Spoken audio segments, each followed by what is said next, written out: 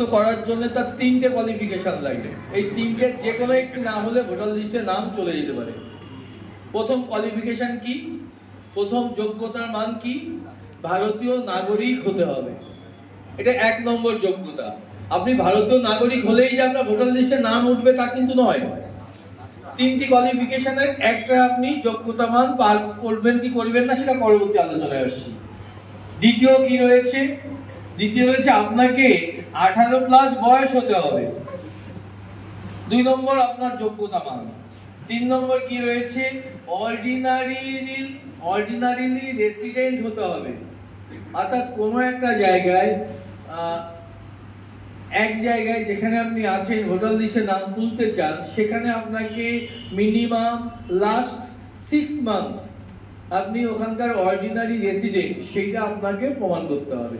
তাহলে এই তিনটি প্রমাণের যে কোনো একটি প্রমাণ যদি আপনি করতে না পারেন তাহলে ভোটার লিস্টের নাম কাটা যেতে পারে বা এসআইআর এর নাম না উঠতে পারে। তাহলে আপনি কেন ভাবছেন শুধু নাগরিকত্ব আমার নেই বলে আমার নাম কেটে গেল?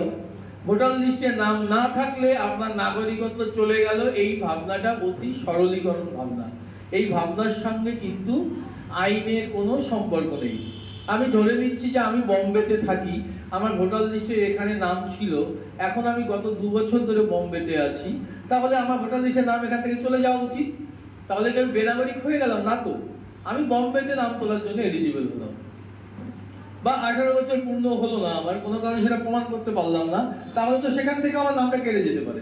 অর্থাৎ ভোটার লিস্টে আমার নাম নেই, বা আরো হতে পারে আরেকটা অপশন হতে পারে, আমি ব্যক্তিগত অসুবিধার জন্য ভোটার লিস্টে নাম তোলার যে প্রক্রিয়া সেই প্রক্রিয়ার সঙ্গে যেতে পারলাম না, আমি অসুস্থ ছিলাম বা আউট অফ ইন্ডিয়াতে থাকলাম বা আমার আউট অফ স্টেট থাকলাম, তখন তো আমি বিভিন্ন ব্যক্তিগত কারণের জন্য আমি ভোটার লিস্টে নামটা আমার নাও উঠতে পারে। তাহলে বিভিন্ন কারণে ভোটার লিস্টে নাম না উঠতে পারে, এর মানেটা হচ্ছে ভোটার লিস্টে নাম না উঠলে আমি ভারতবর্ষের নাগরিক নই, এই ভাবনাটা আগে মাথা থেকে বের করে দিতে হবে। এই ভাবনাটা আপনারা কেউ রাখবেন না যে ভোটার লিস্টে নাম না ওঠা মানে আমি ভারতীয় নাগরিক নই। কারণ ভোটার লিস্টে নাম না ওঠার অনেক কারণ আছে, তার সাথে আপনার জমি কেনা, আপনার চাকরি, কোনো কিছুরই কোনো সরাসরি কোনো রিলেশন নেই। এসআইআর এর নাম তুলতে গেলে আমাদেরকে অবশ্যই, আমি যে আইনটা বলবো, এসআইআর এর নাম তুলতে গেলে কি করতে হবে ওটা তো সবাই জানে। বেশ, তাহলে যারা উদ্বাস্তু আমরা এসে ভোটার লিস্টের নাম তুলেছি বিভিন্ন সময়ে, আমাদের যদি কোথাও মনে হয় যে নাম তুলতে আমাদের ডিফিকাল্টি হবে, আগামীকালই আমাদের সঙ্গে যোগাযোগ করে, বাঙালি ঐক্য মঞ্চের সঙ্গে যোগাযোগ করে আগামী 2-3 দিনের মধ্যে আপনারা অন্তত অ্যাপ্লিকেশনটা করুন। অ্যাপ্লিকেশন করলে কি হচ্ছে? অ্যাপ্লিকেশন করা মানে আপনি পাইপলাইনে আছেন পাওয়ার জন্য। আপনার এমএইস এ ফাইল নাম্বার জেনারেট হবে, কবে অ্যাপ্লিকেশন করেছেন সেই ডেটটা থাকবে। এমএইস এ মানে মিনিস্ট্রি অফ হোম অ্যাফেয়ার্স, তার যে ফাইল নাম্বার হলো, অর্থাৎ ইনস্ট্যান্টলি হোম অ্যাফেয়ার্স জেনে গেল যে আপনি বাংলাদেশের লোক, তাও আপনি এখানে আপনি থাকেন, আপনার জমি আছে, আপনার ভোটার লিস্টে নাম অলরেডি আছে, এবং জানা সত্ত্বেও এবং তারা সিটিজেনশিপ দিচ্ছে, তার একটা প্রসেসের মধ্যে আপনি আছেন। এটা কিন্তু আপনার অ্যাপ্লিকেশন না করার থেকে অনেক বেশি সাপোর্টিং ডকুমেন্ট হিসাবে কিন্তু এটা কাজ করবে। আমি এটা বলছি না এমএইস এ ফাইল নাম্বার থাকলেই আপনার ভোটার লিস্টে নাম উঠবে, কিন্তু আমি এটা বলছি এমএইস এ ফাইল নাম্বার থাকলে ভোটার লিস্ট থেকে নাম কাটাটা কিন্তু অনেক কঠিন হয়ে যাবে। আমি জানি না নির্বাচন কমিশন খুব দ্রুত সিদ্ধান্ত নেবে এটা নিয়ে ওয়েস্ট বেঙ্গলের ক্ষেত্রে আসলে, কিন্তু অ্যাপ্লিকেশন না করা মানে আপনি হিন্দু হতে পারেন, মুসলিমও হতে পারেন, আপনি অ্যাপ্লিকেশন করার যোগ্যতা অর্জন করতে পারেন, নাও হতে পারে, আমরা জানি না সেটা। কিন্তু অ্যাপ্লিকেশন করলে সেটা ওয়ান্স অ্যাপ্লিকেশন হয়ে সাবমিটেড হয়ে গেল, এমএইস এ ফাইল নাম্বার তৈরি হয়ে গেল, তার মানে হচ্ছে যে আপনি এলিজিবল হওয়ার পথে এগোচ্ছেন। অর্থাৎ আপনি হিন্দু, বাংলাদেশ থেকে উদ্বাস্তু এসছেন, এটা গভর্নমেন্টের কাছে রেজিস্টার্ড হয়ে গেল। অতএব এটা কিন্তু এসআইআর এর ক্ষেত্রে সহযোগী হবে, সুবিধাজনক হবে। তাই সবাই সার্টিফিকেট পেতে, জবের সার্টিফিকেট যারা দেবে সেটা তাদের হাতে রয়েছে, আমরা বিভিন্ন অ্যাভিনিউ দিয়ে সেটা চেষ্টা করছি। অলরেডি অফিসার চেঞ্জ হয়ে গেছে, স্টেটের তিনি সার্টিফিকেট আমাদেরকে দেবেন। অতএব খুব তাড়াতাড়ি হয়তো দ্রুততার সহিত সার্টিফিকেট গুলো দেওয়া শুরু হয়ে যাবে। তাই আবেদন এসআইআর এর একমাত্র জবাব হিন্দু উদ্বাস্তুদের ক্ষেত্রে নাগরিকত্বের জন্য অ্যাপ্লিকেশন করা, আর কিছু না। Next NRC. আসলে এসআইআর কে যদি আমরা ছোট ভাই ধরি, তাহলে এনআরসি কে আমরা বলবো বড় ভাই। আমি আগে বললাম এসআইআর মানে তিনটে ডকুমেন্ট আপনাকে কিন্তু তিনটে জায়গায় কিন্তু আপনাকে স্যাটিসফাই করতে হচ্ছে শর্তকে। কিন্তু এনআরসি ফুল ফর্ম কি? National register of citizens. অর্থাৎ আমাদের দেশে কতজন নাগরিক বাস করে তার একটা পঞ্জি তৈরি হবে, নথিভুক্তি হবে। এটা আজকে বিজেপি সরকার বা এরা করছে তা কিন্তু একেবারেই নয়।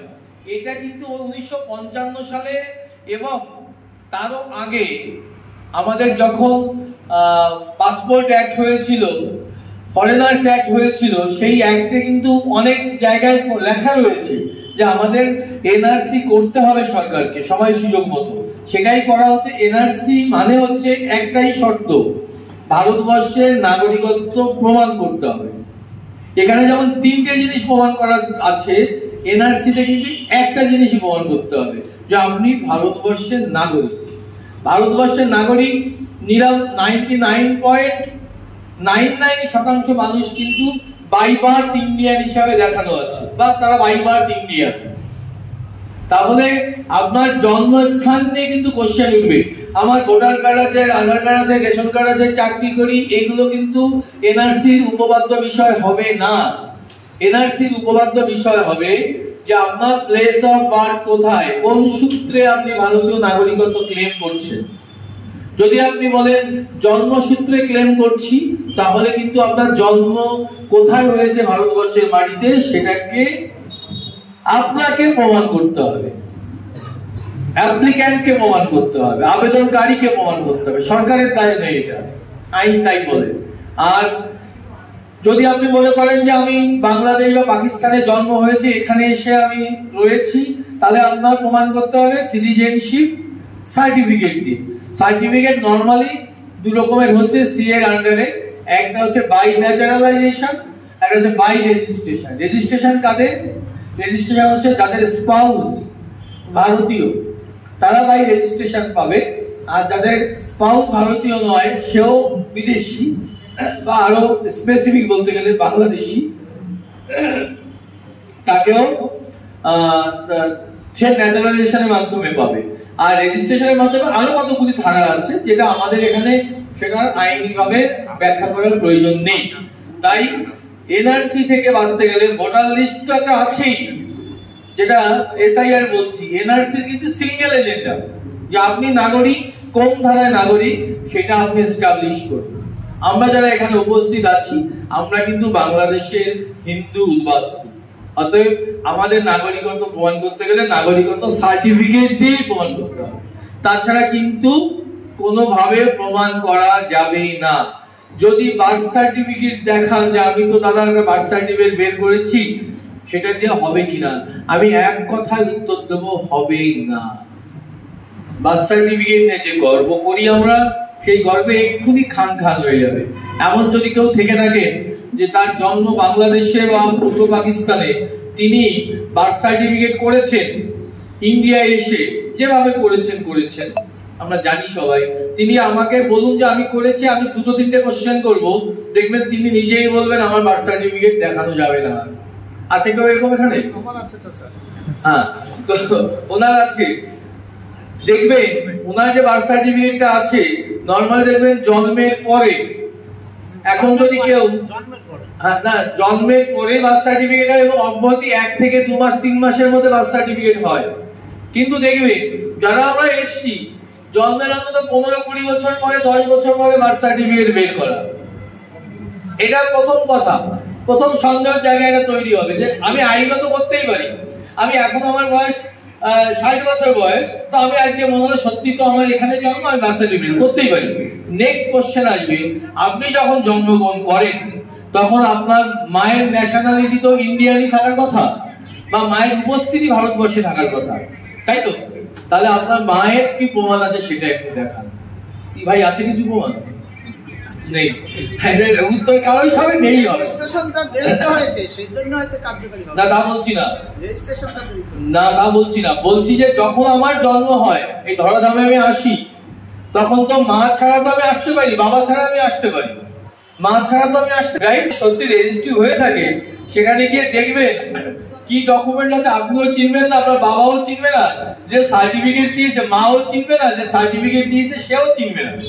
অতএব বার্থ সার্টিফিকেটটা কতটা যে ভুয়ো, যদি এনআরসির সময় কিন্তু এইগুলো কিন্তু খুঁটিয়ে খুঁটিয়ে দেখা হবে।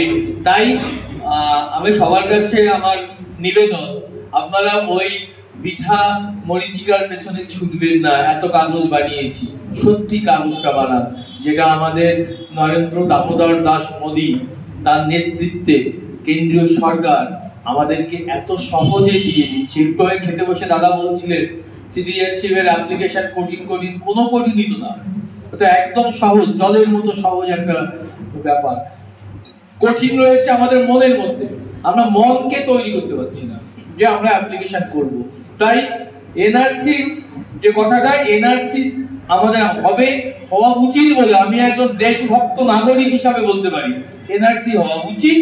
এবং এনআরসিতে আমাদের নাম নথিভুক্ত করতে গেলে আমাদেরকে অবশ্যই উদ্বাস্তুদের সিটিজেনশিপ সার্টিফিকেট পকেটে নিয়ে ঘুরতে হবে। ওই মিথ্যে বার্থ সার্টিফিকেট ইত্যাদি ইত্যাদি এই কাগজগুলো থেকে আপনারা দূরে থাকুন।